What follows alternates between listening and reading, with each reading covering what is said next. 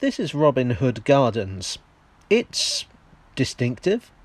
It's an estate in Poplar, in East London, which is a stone's throw from the major commercial district of Canary Wharf.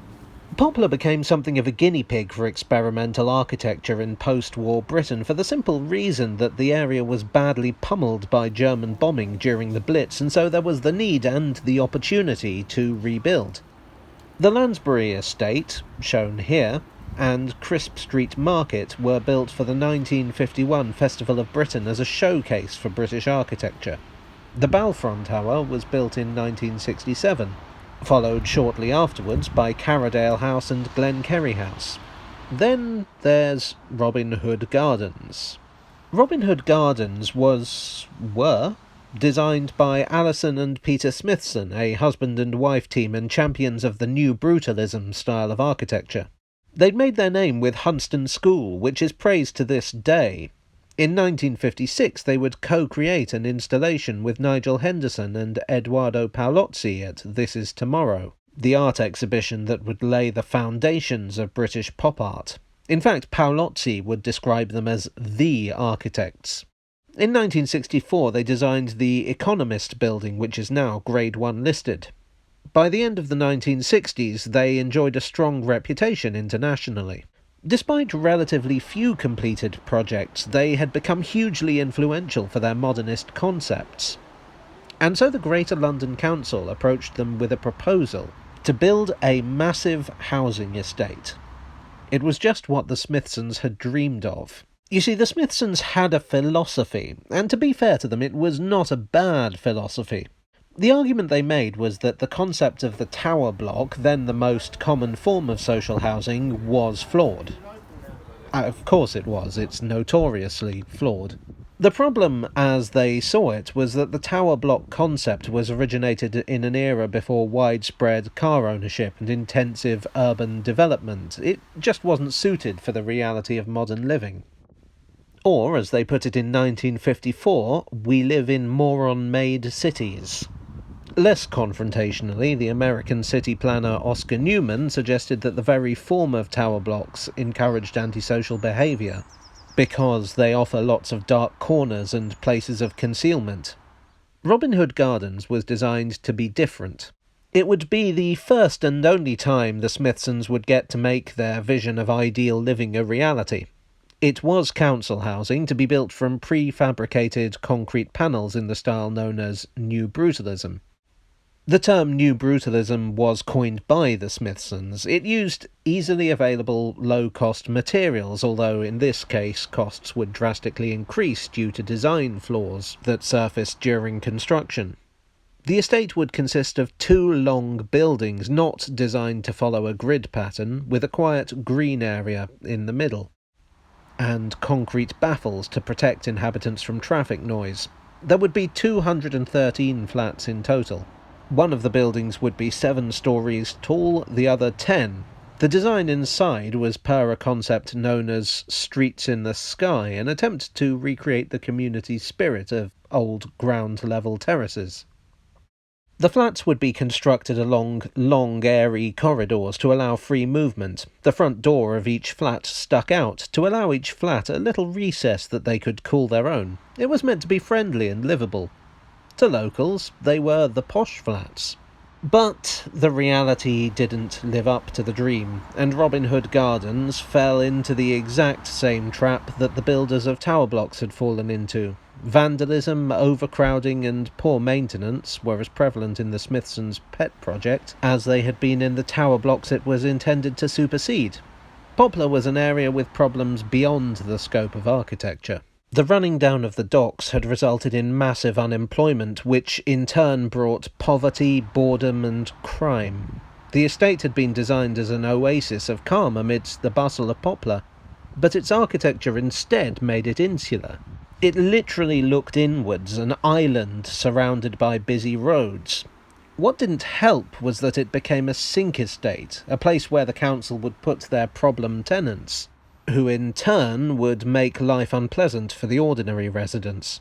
The Smithsons were accused of arrogance, of prioritising their vision with no consideration of the needs of people, the very epitome of the out-of-touch architect. Peter Smithson imagined Robin Hood Gardens as a place where people could live generation after generation, but by the early 2000s that was looking absurdly optimistic. The question arose, was it worth keeping? One survey by the council, admittedly one that has been questioned, suggested that 80% of residents wanted the place demolished. A campaign sprang up to save it, headed up by various prominent architects. They argued that it was hugely significant, as the only realisation of the Smithsons' vision for housing. 2 attempts to get it listed failed. In fact, in 2009, the government put a 5-year injunction on listing the estate, which seems kind of unsporting to me, but whatever. Historic England countered the campaign with the argument that there was nothing particularly revolutionary about the estate in itself, and it was kind of a dump. I'm paraphrasing there. English Heritage said that it doesn't deserve to be preserved because it fails as a place to live. Ouch. In 2012, the go-ahead was given for Blackwall Reach, a redevelopment of the area that was to entail the demolition of the estate. This was to be 50% affordable housing and 50%, well, this. Oddly enough, the website for Blackwall Reach mentions the Robin Hood estate, but doesn't mention knocking it down. It almost seems to imply that the housing estate is still there. It's just been given a bit of a do-over. The Western Block was demolished in 2017, although a section was saved for the Victoria and Albert Museum. According to Wikipedia, the Eastern Block was demolished in 2019. But I have reason to believe they may be mistaken. So here's the question. Did the Smithsons fail? It's notable that the vast majority of those campaigning to save the estate were architects who didn't have to live there despite calls for public support. That, to me, suggests that the answer depends on whether you're thinking theoretically or practically. You can't blame the Smithsons for Robin Hood Gardens being turned into a sink estate. Nor can you blame them for the council skimping on maintenance. And you certainly can't blame them for the economic problems of the local area, although I do think it's something they should have taken into account. Nevertheless, I think Robin Hood Gardens was always going to fail at some level, and here's why. The Smithsons had their philosophy, and it was all very nice, but it wasn't based in the real world. They expressed frustration about the way residents treated architecture, and they seemed overly preoccupied with the concept of building for successive generations, which is all very well, but I'm not particularly bothered about what successive generations do with my flat. I'd imagine they'll be too busy fighting robots or whatever. The Smithsons seem to have this, frankly, slightly condescending attitude towards the residents of their blocks, considering them to have a carefree existence compared to poor mistreated architects. The general impression I get is that they thought the work they did could improve society if those awful residents would just behave the way the Smithsons wanted them to. As a side note, when Hunston School was opened, Alison insisted that it be photographed with no pupils or furniture in place, which I find quite telling. Okay, fine, but the idea behind Robin Hood Gardens was that it would solve the problem of council estates, but it didn't. The problems were known at the start. You can't really defend something by saying the solution we came up with was correct, you just gave us the wrong problem. I think we also need to acknowledge the elephant in the room here, which is how monstrously ugly it is. It looks like something out of Judge Dredd. I personally believe that architecture should be designed with its surroundings in mind, that it should be attractive both for the people who use the building and the people who have to look at it. This isn't. It's obnoxious. Even if it was cleaned up, it would still be obnoxious. So the estate was doomed, and while the campaign to save it was vocal, the voices were mostly coming from fans of the Smithsons. That being said, I don't think the estate was given a fair chance. Renovating the estate to a decent standard would have cost £70,000 per flat. But that was a fraction of the cost of total redevelopment. Jonathan Glancy, the architecture critic, suggested that they might be turned into student halls of residence, which I don't think is a bad idea, actually. Other architects proposed more dramatic alterations, but Tower Hamlets Council, who owned it by this point, seemed absolutely determined to knock the estate down no matter what. And Andy Burnham, the culture secretary, seemed determined to let them.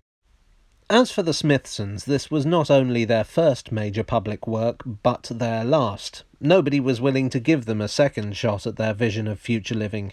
Still, it doesn't seem to have harmed their reputation in the long run. The new development of Blackwall Reach is considerably less interesting than Robin Hood Gardens. It's not as ugly, but nor is it beautiful. It is entirely undistinguished. It could be anywhere. It inspires no emotions whatsoever. I don't know if that's an improvement or not. Nevertheless, that is how the story of Robin Hood Gardens ends. So what do you think? I genuinely find it hard to come to a verdict, so I really would be interested to hear your thoughts in the comments section. I guess my conclusion would be that it was a good idea in theory, but in reality it was naive and out of touch. I do have to give the Greater London Council credit for being willing to experiment, even if they and their successors screwed it up in the long run.